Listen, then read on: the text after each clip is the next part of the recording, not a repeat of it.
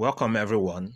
Now let's define the terms entrepreneur, entrepreneurship, development, and entrepreneurship development.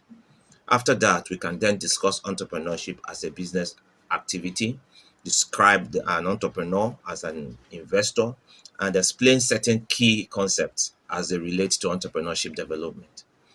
How entrepreneurship contributes to a country's gross domestic product and gross national product will also be discussed.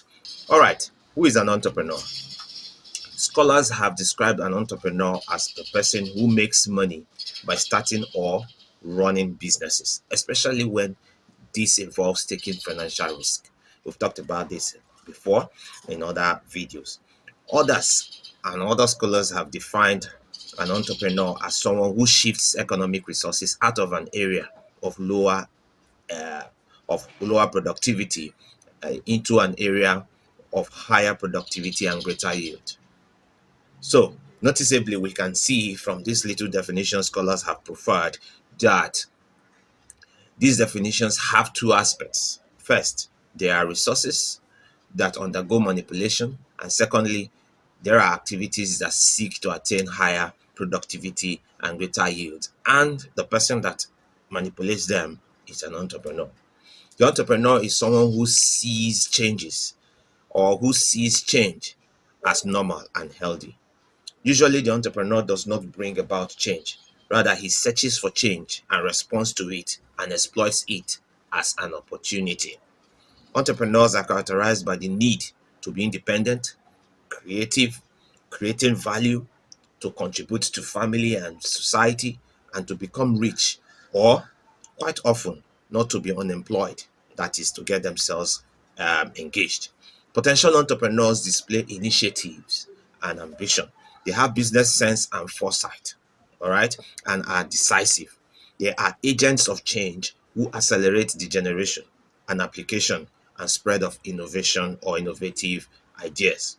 The entrepreneur brings to light a differentiator, all right, something unique which represents value in the eyes of the buyer or consumer. The idea is that the person at the helm of affairs or the person that is at the helm of the business should consider the organization as an operation or operating under a process designed to provide value to the consumer. So his concept, his initiative, his direction, his managing of resources is targeted at providing value for the consumer or the customer who is supposed to patronize him or her. Now, when all these aspects of businesses are geared towards achieving this goal of providing value for customers and or a perception of value for customers, then such an organization is an entrepreneurial organization or represents entrepreneurship. All right. So, what is entrepreneurship? Entrepreneurship, according to the United Nations Industrial Development Organization, in their document of 1999, define entrepreneurship as the process. Please note the word process as the process of using initiative to transform business concept to new ventures, diversifying existing ventures or enterprise to high growing venture potentials. Now, when we say entrepreneurship is a process, it infers that it is not an act that is a one-off stuff. No, it's a process, taking step by step processes to achieve something. All right. So the United Nations Development Program in their document of 2010 also defined entrepreneurship as the process of using private initiative to transform a business concept into a new venture or to grow and diversify an existing venture or enterprise with high growth potentials. So you see that these definitions keep pointing entrepreneurship to be a process, keep pointing entrepreneurship to be a process. So entrepreneurship is a process, and which is noteworthy at this point for us to point out that entrepreneurship is a process, while the entrepreneur is a person. All right, is a person. So another scholar, Shane 2010, defines entrepreneurship as the act of being an entrepreneur, which can be defined as one who undertakes innovations, finances, and displays business acumen in an effort to transform innovations into economic goods. So it's important you understand that entrepreneurship is a derivative word from entrepreneur. This may result in a new organization. This entire thing may result in a new from coming up with a new organization, or it may be part of the revitalization or revitalizing mature organizations in response to perceived opportunity. So we have another author that has delved into the concept of entrepreneurs or entrepreneurship, Joseph Sean Peters. He is an Australian economist, and he sees entrepreneurship as a concept of innovation, such as new product, new production method, new market, new forms of organization. So, wealth is created when such innovation results in new demand. Entrepreneurship is therefore a process which involves the creation of an innovative economic organization for the purpose of gain or growth under conditions of risk, uncertainties, and so on. Okay, from the definitions explored, it is clear that the concept of entrepreneurship emphasizes a wide spectrum of activities such as 1. Self-employment of any sort, 2. Creation of organizations, 3. Innovation applied to a business context, 4. Innovation out of combination of resources, 5. Identification and exploitation of opportunities within the economic system or market. Then finally, the bringing together of factors of production under uncertainties. Now, let's talk about, or let's just review the views of entrepreneurship. We've talked about that the term entrepreneur was variously translated in previous times. We said it has been translated. In fact, it's a French word, but in English, it has variously been translated as 1. A merchant, an adventurer, and an employer. Though the precise meaning of the word is undertaker of a project. Now, the notable economist James Stout Mills popularized the term in England at that time. Now, the concept was vague and not clear. We will talk about it later. But for now, let's discuss the various views of entrepreneurship. First, let us go with the economist's view. The economist view. The economist sees an entrepreneur as someone who combines resources such as labor, materials, and assets, introduces changes, is as someone that brings about innovation and new order for profitable and rewarding ends. According to economics, entrepreneurship and economic growth will take place in those situations where particular economic conditions are most favorable, such as economic incentives are available. So, economic incentives are the major drivers or the major drive for the entrepreneurial activity in such an environment. They firmly believe that a well-developed market and efficient economic policies fosters entrepreneurship in such an environment. Now, let's look at the sociologist's view. The sociologist views entrepreneurship in various ways. But let's start like this. Entrepreneurship is hindered by social systems, some sociologists have observed, and that suppresses creativity and innovation through rigid customs, value systems, and resistance to new ideas. Sociologists argue that entrepreneurship thrives in supportive social cultures, influenced by social sanctions, cultural values, and the roles or role expectations that guide economic activities and fosters adaptability to change. An example is the rapid entrepreneurial growth in the Silicon Valley. Most of us have heard about the activities going on in the Silicon Valley in the US, which thrives due to supportive social and cultural environment. The region, the region fosters innovations through a culture of risk-taking, collaboration, openness to new ideas, which is in contrast with societies where these things are rigid, where laws are rigid, where social cohesion are resistant to change. Of course, we have our Nigerian situation, which is observably in Lagos, which the tech ecosystem in Yaba, which we refer to most often as the Yabacon Valley. Now, let's talk about the psychologist's view. The psychologists view entrepreneurs as individuals driven by internal forces, personal traits, and a high need for achievement. For instance, McClelland's theory highlights that child rearing practices emphasizing excellence, self reliance, and so on cultivate achievement motives, which are evident in entrepreneurs like Dangote, Aliko Dangote, whose early response or exposure to business and personal ambition shaped his success in building a multinational business empire. According to psychologists, entrepreneurship is most likely to emerge when a society has a sufficient supply of individuals possessing particular psychological characteristics. Let's highlight some of those characteristics. The main characteristics are: one, an institutional capacity to see things in a new way, that is vision; energy of will and mind to overcome fixed habits of thoughts.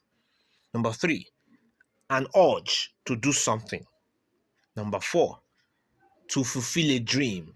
These are psychological characteristics of individual that possess entrepreneurial traits.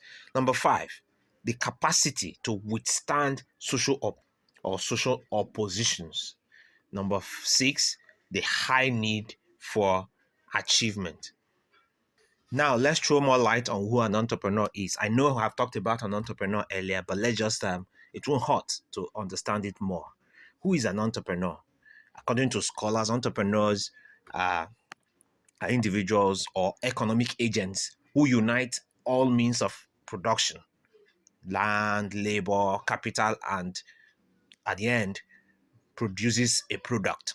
According to Joseph Schumpeter, an entrepreneur in an advanced economy is an individual who introduces something new in the economy, a method of production not yet tested by experience in the branch of manufacturing concerned, a product with which consumers are not yet familiar, a new source of raw materials or a new market, and the likes.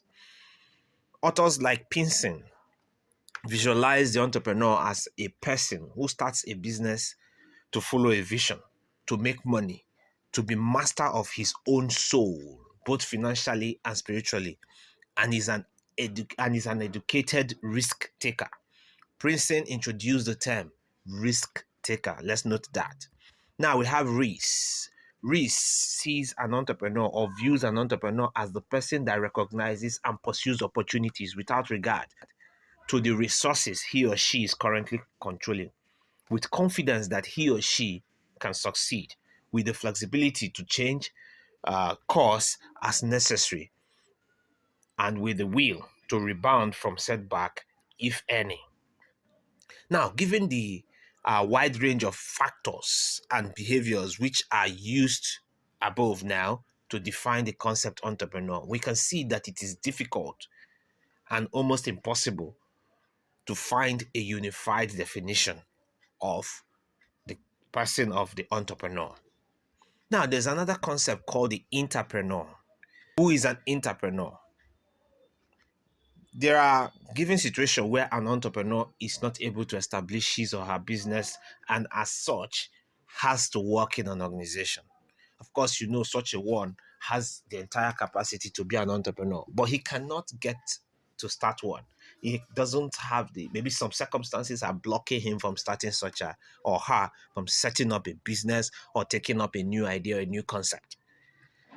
In this case, such a one is referred to as an entrepreneur. That is, entrepreneurs without an organization.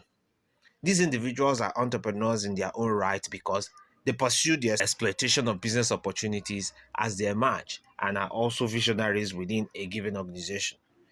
Therefore, once identified, these individuals should be encouraged to manifest their entrepreneurial abilities to the best of the organization. Otherwise, they will be frustrated and may leave the organization or start their own businesses. Now, entrepreneur gives rise to another concept called entrepreneurship. Entrepreneurship or corporate entrepreneurship is the process whereby an organization seeks to expand by exploring new opportunities through new combinations of its existing resources. Entrepreneurship requires special attention from managers because By design, it cuts against the grains of established organizational activities. Thus, we might expect the following are as important factors or important elements that will support entrepreneurship. One, explicit goals for entrepreneurial processes. Two, a system of information exchange between managers and entrepreneurship.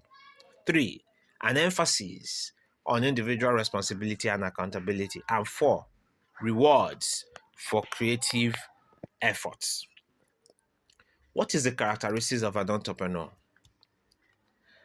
An entrepreneur must have certain traits in order to reach its potential.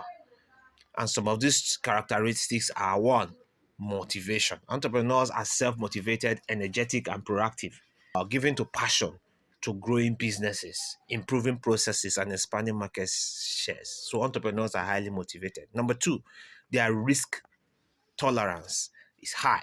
Entrepreneurship involves significant risk, requiring entrepreneurs to embrace uncertainties to achieve growth. Their decisions are crucial, impactful, and often irreversible, affecting their organization, employees, and the broader economy. So their risk tolerance is high. Number three, vision. Entrepreneurs are visionary. All right, they see things ahead, they try to see things, they project things. Number four, mental ability and creativity. Entrepreneurs must anticipate change and adapt by studying diverse situations for decision making. Number five, clear objectives. Entrepreneurs have clear objectives regarding their business goals, their products, and activities, which guide their efforts. Number six, entrepreneurs have good communication skills. And of course, effective communication skills is crucial for entrepreneurial success, which enables strong relationship with customers, employees, suppliers, creditors, and so on and so forth. Number seven, human skills. Successful entrepreneurs value strong human relations. They rely on emotional stability, tact, and interpersonal skills. So maintaining positive relationship with customers ensures loyalty, while fostering good relationship with employees boosts motivation and efficiency.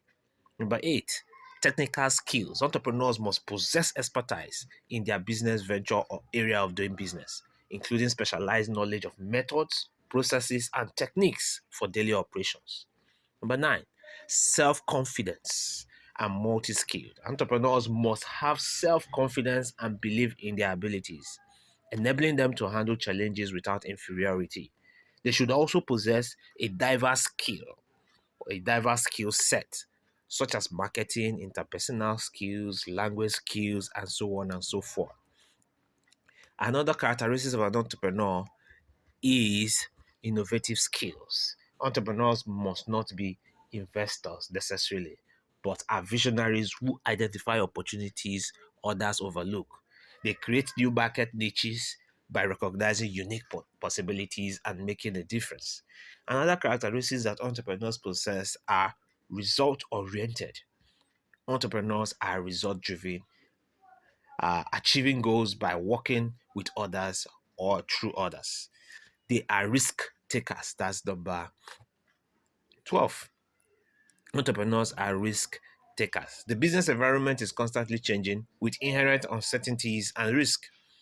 To succeed, entrepreneurs must embrace risk, but successful ones do not do so strategically, often transferring some of the risk to others.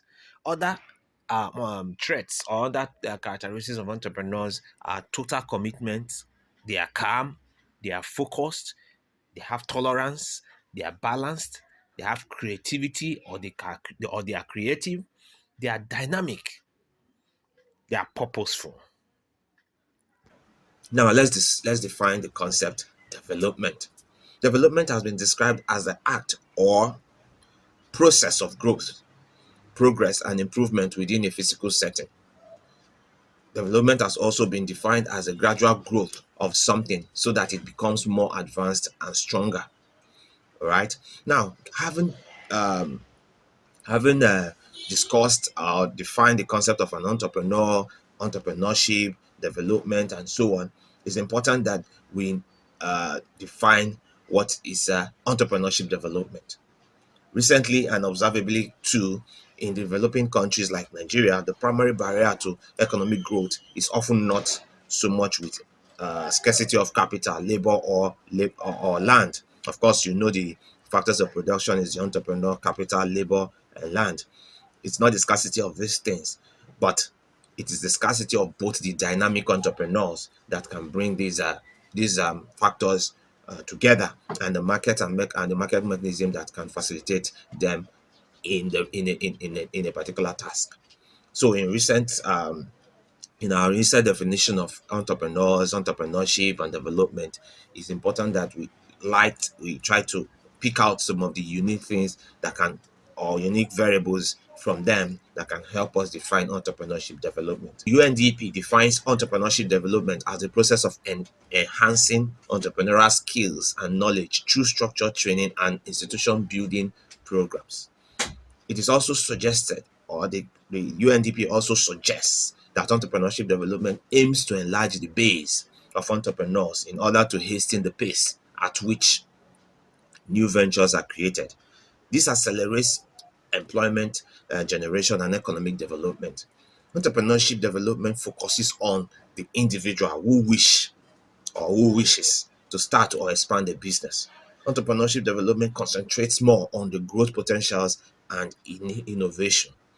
Like, for example, the federal government of Nigeria recently recognized the role of entrepreneurship and its vital position in jumpstarting the growth and development of the economy of the country, and as such decided decided on two things in 2009. Yes, yes. One of them is that entrepreneurship education should be made a general studies course for all undergraduates of the tertiary institution. The second was that a center for entrepreneurship development be established in each of the tertiary institutions where different skills will be taught. Now let's talk about entrepreneurship as a business activity.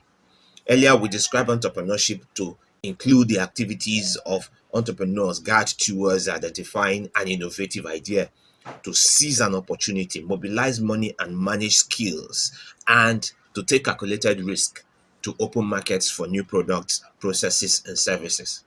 Of course, a business comprises of all the activities of an individual, group of individual, or organization targeted at and distributing goods and services to customers. Therefore, we can at this point safely say that an entrepreneur or a business organization wants to identify the needs, wants, goals, values, and so on of potential and prospective businesses or buyers or consumers with a view of the view to develop a product or service that would be tailored to satisfying these needs, wants, goals, values, and so on of these customers. The business of an entrepreneur therefore involves the following activities: one, producing goods and services; two, activities that add value to the goods and services that are produced; three, resources used by the businesses around producing goods and services. Now, let's explain these terms. When we say business of an entrepreneur involves producing goods and services, we simply mean that an entrepreneur's business can include provision of goods and services to consumers or customers. This may include goods like maybe phones, laptops, some radios, a radio set, clothes, computers, bags, and so on. While services may include educational services, consulting services, consulting in an hospital, and so on and so forth. When we say our business of an entrepreneur involves activities that add value to goods and services, what do we really mean? We simply mean that an entrepreneur's business can include provision of various activities before goods and services get to the consumer's doorstep. And these activities include organizing, managing, producing, marketing. By organizing, what do we mean? Someone will be in charge of organizing human and material resources to provide products.